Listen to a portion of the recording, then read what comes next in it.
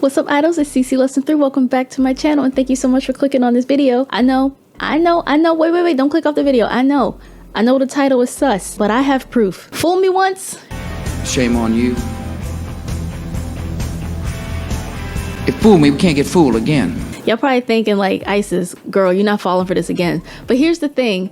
Not only did she send me her Instagram, she sent me pictures of them together. She sent me some videos of them together. I also used a VPN to reverse search these images, and I did not get a hit. I did Google searches just looking for this generic couple setup, and I did not see these pictures anywhere else. Honestly, since the fake stories a few months ago and weeks ago, people who send in these story times, now they send me evidence like, hey girl, I'm not faking, here's me with this dude. Hey girl, I'm not faking, here's us on his Instagram. Hey girl, I'm not faking, this is our social media. Like, they don't necessarily want it public, but they do want to prove it to me, which I appreciate, but I also feel kind of sorry. I'm like, you don't have to prove it to me. Like, I don't assume that everyone is lying. The reason she wants to share this story is because she felt like she had a really unique experience dating an idol trainee as a foreigner. She's saying like it's highly unlikely, but it's not impossible. Also, she has fears of being sued, so mum's the word for now. But yeah, this is the story time we're about to get into. But before we do, I want to invite you guys to check out my Patreon, because not only do we post stories that are NSFW, hook up in the club, hook up in the bathroom, DVD bong experiences,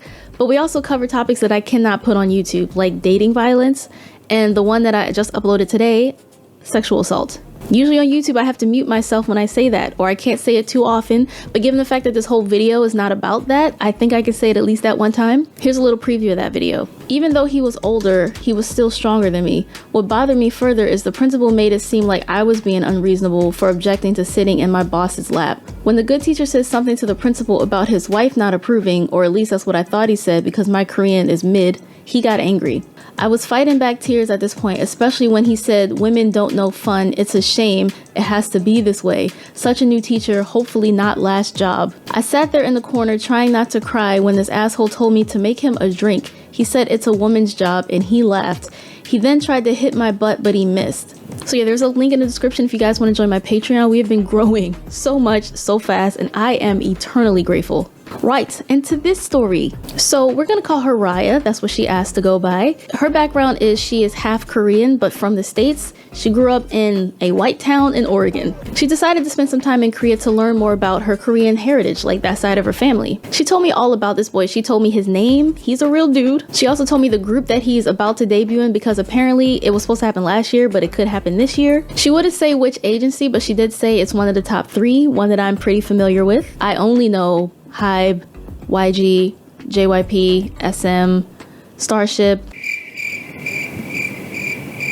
I'm sure there's somebody I'm forgetting that I do know. But he gets all into his trainee life with her later in the story, talking about his dorm life, what he can and can't eat, thinking of switching companies, how strict his life is. So we're gonna get into that in a little bit. Basically, they met in a cafe. She was trying to be studious. She went to a cafe, found an empty table, pulled up her laptop, ordered some tea, and was going to get some work done. But it was packed in this cafe on this particular day, and she noticed that a guy was looking around for a seat. And she had like a table to herself. There were spare seats. She was like, oh, he might come over here. So he does finally see this extra seat, and he asks her, "Got room for one more?"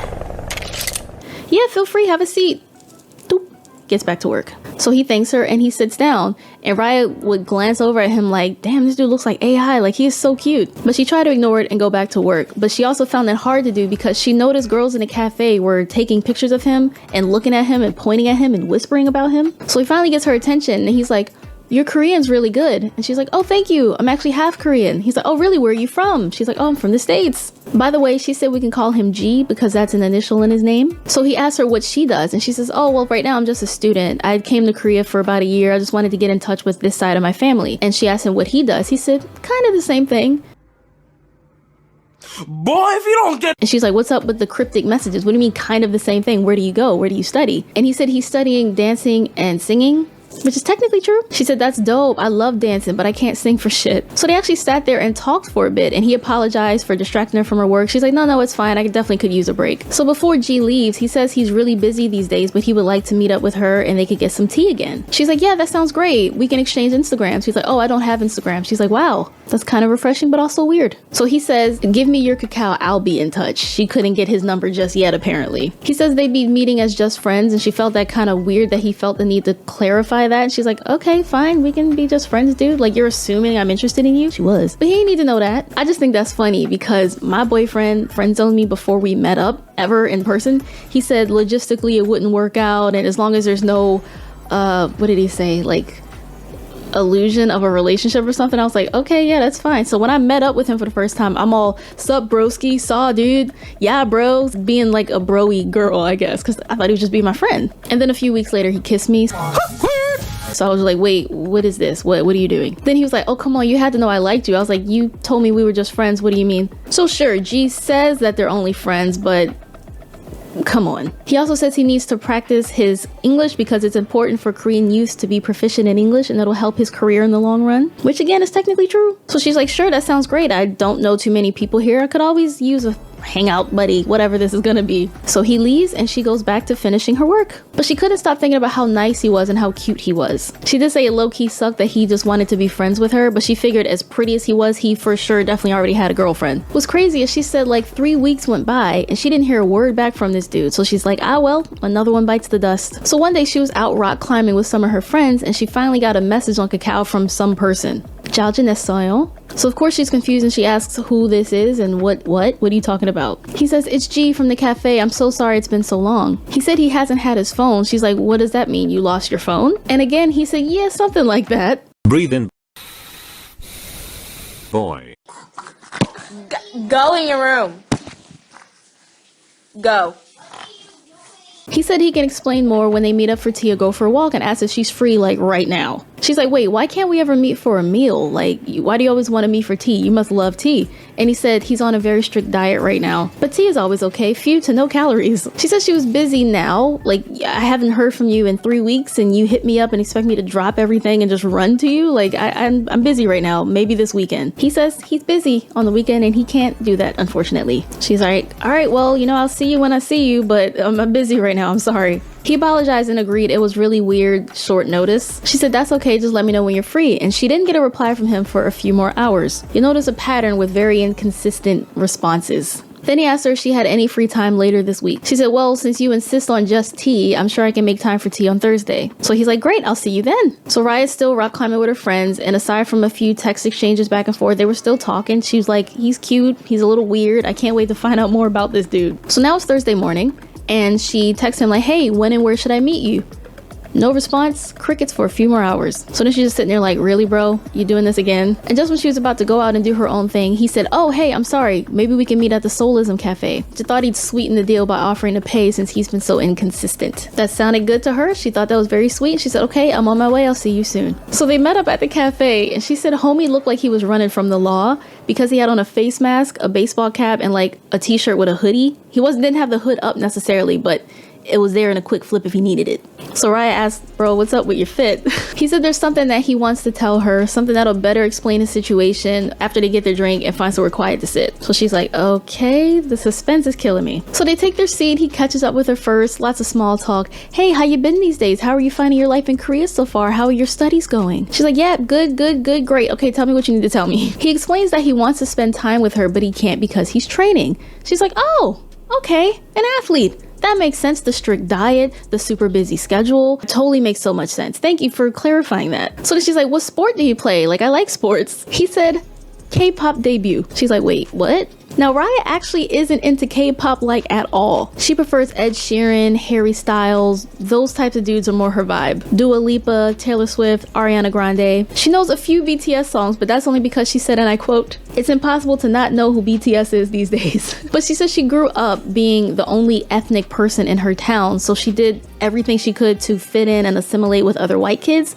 She was always the butt of Asian jokes. So she did her best to denounce K-pop, denounce martial art, anything that could come back to like any sort of stereotype. So she never really listened to K-pop or gave it a chance. So she didn't think too much of it when he said he was a singer. She's like, oh, okay, that's interesting. She didn't understand the way of life at all for idols and trainees. She didn't know, like, wait, why are you only drinking tea? What do you mean you can't eat? Why are you dieting? You're tiny. So this is where he started to explain his life as a K-pop trainee. He explained that it was already really hard to even be chosen because he competed on a TV show and that's why every now and then someone will see him, point at him, whisper about him. He has to weigh himself every week, sometimes every day. Every day he has to practice singing and dancing. He's not allowed to have his phone whenever he wants. He's allowed to have it. Every now and then the manager will check through his phone to make sure he doesn't have social media, to make sure he's not talking to anyone he shouldn't talk to make sure he's not taking inappropriate pictures. He even told her that she is currently in his phone as Namdong, which is short for Namdong Sing, little brother. He said, as a trainee, your life isn't your life. And you're not even supposed to date, but a lot of them do it anyway. As long as you're sneaky about it, it's kind of easy to get away with. So then Raya's like, wait, you can't even have friends? Like, what's the big deal? Why do I have to be little brother? We're not anything. I'm just your friend. We just met. And he just laughed. He didn't answer her question. So then she asked him what he normally eats. Like, what diet is he on right now? Why does he only want to meet her for tea? And he's eating cucumber and chicken. There's a cucumber and chicken diet. What the hell is even that? He said he eats cucumber in the morning and chicken in the evening. Not too close to bed though. So then she said she was sad for him because one of the best things she liked about being in Korea so far was finally get to try all this Korean cuisine. So many dishes she never had before. Oregon food is bland. She said it, not me. I've never been to Oregon. I'm sure it's lovely. So she asked when he was going to debut, what his group's name was. He told them the name and he said he doesn't know when they're going to debut because it's kind of like a trainee hell right now where it just keeps getting pushed back. And he even said they've been training for so long that he's starting to lose hope. He said they have a very strict lifestyle until they debut, and then once they become successful, then they can be free and live more freely for themselves. So she asked, like, why do you want to do this? This sounds awful. And of course he said it's exciting at first, but the hard work kind of overshadows everything after a while. Especially there's no payoff yet. Like, he hasn't been able to debut and get any feedback from fans really. So what is the purpose at this point? And sometimes he wonders if he'd be better off solo or trying with a different agency. Some people do it. A lot of trainees start off with one group and then switch to the other ones, then they debut and they become successful. Raya at this point has so many questions. She's like, so wait, how do you earn money if you're spending all your time training? He said he still works a part-time job.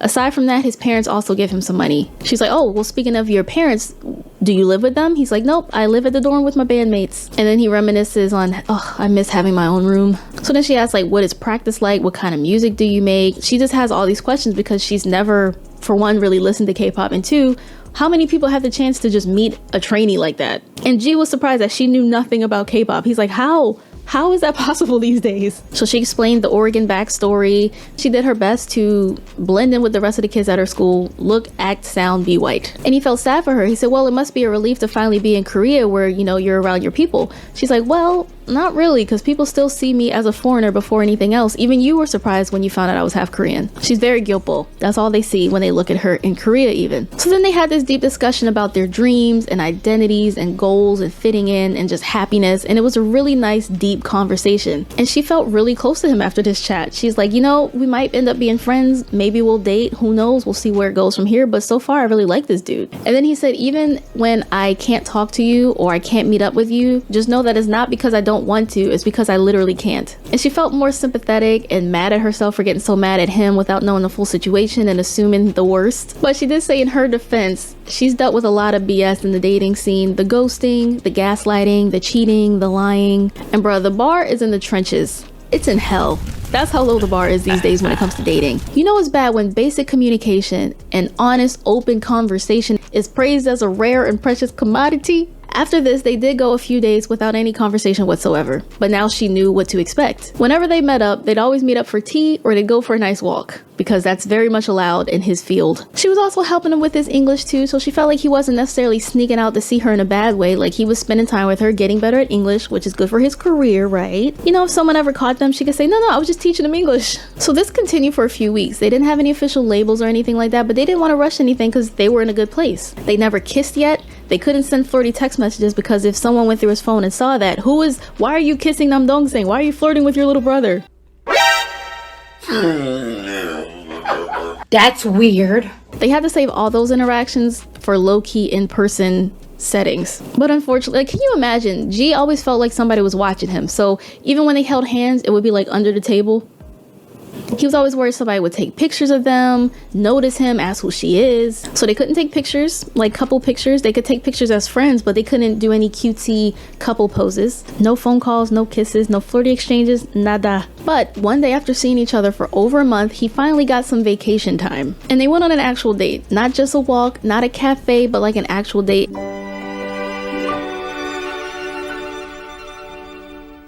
And he was really excited to get out of Seoul because being outside of Seoul meant that he could live more freely and not have to be as cautious about his manager or groups of people seeing him. Because he was allowed to go on vacation, it means he didn't have to return to the dorm. Like, he could stay away for a bit. So they decided to go to Gangneung. They didn't want to pick like another major Korean city, not Busan or Incheon or Daegu or Daejeon or Gwangju, but good old Gangneung. Raya had never heard of Gangneung. She's like, I know Gangnam. He's like, no, Gangneung. It's in Gangwon-do. So she was excited to see a new city, especially when she heard there's a beach there. She's like, oh, the beach, please take me to the beach. So they got a hotel for 2 nights, just them two. And this was going to be the first time they could actually spend intimate one-on-one time together, not in a public place trying to be secret and low-key, not worrying about somebody watching them, but in a room.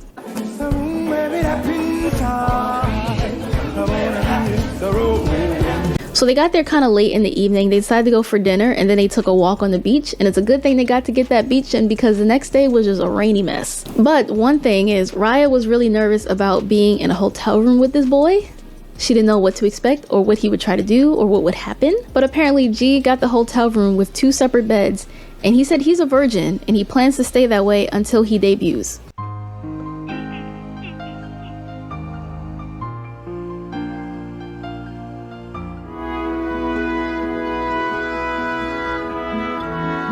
And Raya actually thought that was so sweet. She wasn't in a rush to do anything. She didn't want to change the dynamic of their relationship. She liked where things were right now. She learned from past relationships that, you know, after you sleep with someone, you can become more clingy, or like these long absences when he's busy, she might take it more personally.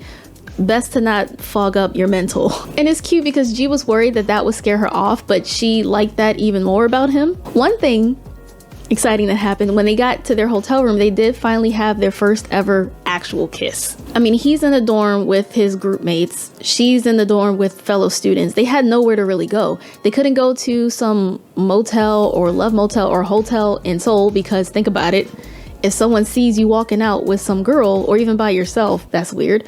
Also, there's a trail for that, you know? So better safe than sorry. Avoid it for now. So they spent the night cuddled, kissing, watching movies, and talking. That sounds so wholesome. The only thing is, every now and then he would get a call from management or someone at the company to ask what he's doing, to check up on him, make sure he's not doing anything reckless. He's supposed to be on vacation, but they still won't let this man live. They kept updating him about his schedule for when he returns. Can you imagine being on vacation and you're being reminded of all the shit you got to deal with when your vacation's over? Like, can you leave me alone? And whenever his phone would ring, she got really quiet and nervous and would just... She said she felt like she was dating a felon on the run. He seemed so busy, yet they were supposed to be on vacation. So when they asked him what he was doing, he said that he was enjoying the beach, just wanted to get some clear air, get out of the city. And he also figured if they asked why he had a double bed, he could say, well, you know, the 2 beds is cheaper than the 1, which is weirdly true in a lot of hotels. Why is that? Why is more bed cheaper? So one thing that was sweet too is he was finally able to kind of just eat a normal meal. He didn't want to pick out because he knew he'd be reprimanded for it later, but he finally got to eat more than cucumber and chicken. What diet is that even? So yeah, unfortunately the next full day it was a rainy mess, so they just stayed inside and watched TV and ordered food from delivery. But one thing that was great is this was the most time they had alone together one-on-one in a private setting without worrying about somebody watching them or snitching or taking a picture or recording. They could just be themselves and enjoy each other's company fully. And unfortunately the very next day, it's still his vacation, right? So he has plans with his family, so he had to leave. She went back to Seoul, he went back to visit his family. And that's how their vacation ended, when they finally had their first kiss and enjoyed some intimacy without the sex. And believe it or not, this was their relationship for over a year. The whole time they were together, he did not debut. I don't know what causes trainees to not be able to debut. I don't know what the holdup is, but you know, there's a lot of people who train for 8+ years and they say fuck it and quit. Or they join another group, they decide to do another thing. They say, you know what, I'm gonna be an actor instead. So I wonder what's happening with this group and why they can't debut yet. Because I've never heard of them, but I Googled it and I was like, oh, okay. They did end up breaking up though, because she said she felt like the relationship was getting pretty stagnant because so much of what they could do, what they were allowed to do, so much of their relationship depended on him being able to debut, his success as an artist, because until that happened, everything still had to be secret and low-key, and there was only but so much of that you can take, right? He got more busy, he was focusing more on his music and his work, and he felt like the relationship wasn't going anywhere either, but they're still cool. Like, they didn't end things on a sour note or anything. They were just at 2 different points of their lives. Especially didn't help that Raya was expressing not wanting to live in Korea anymore and she missed being home in the States. She even said maybe after he debuts they can reconnect and they'll be allowed to be friends and be allowed to hang out. But yeah guys, that's the tea. How long do you think you could endure being in a secret relationship with someone? To be with someone you can't talk about, you can't be seen with, he can't, like, you have to be the secret the whole time. Like, I don't know how. And like, his career is at stake, his career is on the line. So she apologizes for keeping things so vague, but she didn't want to get him in trouble. She just wanted to share the story because it's a very unique situation to be in. Raya, thank you so much for this story. I never thought I'd hear from someone or know someone who's dated an idol or an idol trainee. If you guys enjoy this story time, please binge the playlist about to pop up on the end screen. We have so many story times on this channel. Foreigners dating in Korea, some sus behavior, some romance love stories. Thanks for watching. If you did, remember to like, comment, share, and subscribe, and I will see you guys next time. Annyeong!